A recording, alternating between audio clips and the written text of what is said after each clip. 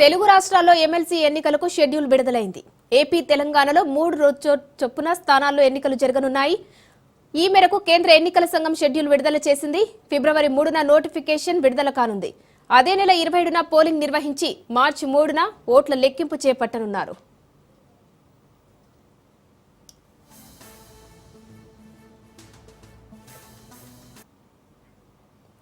ఏపీలో ఉమ్మడి ఉభయ గోదావరి, కృష్ణా, గుంటూరు పట్టభద్రుల నియోజకవర్గాలకు ఎన్నికలు నిర్వహించనున్నారు.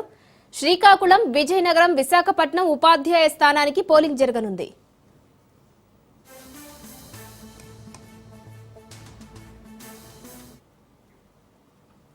తెలంగాణలో మెదక్, నిజామాబాద్, ఆదిలాబాద్, కరీంనగర్ ఉపాధ్యాయ నియోజకవర్గానికి ఎన్నికలు నిర్వహించనున్నారు. అదే స్థానంలో పట్టభద్రుల ఎమ్మెల్సీ ఎన్నికలు కూడా జరగనున్నాయి. వీటితో పాటు వరంగల్, ఖమ్మం, నల్గొండ ఉపాధ్యాయ నియోజకవర్గానికి ఎన్నికలు నిర్వహించేందుకు కేంద్ర ఎన్నికల సంఘం షెడ్యూల్ విడుదల చేసింది.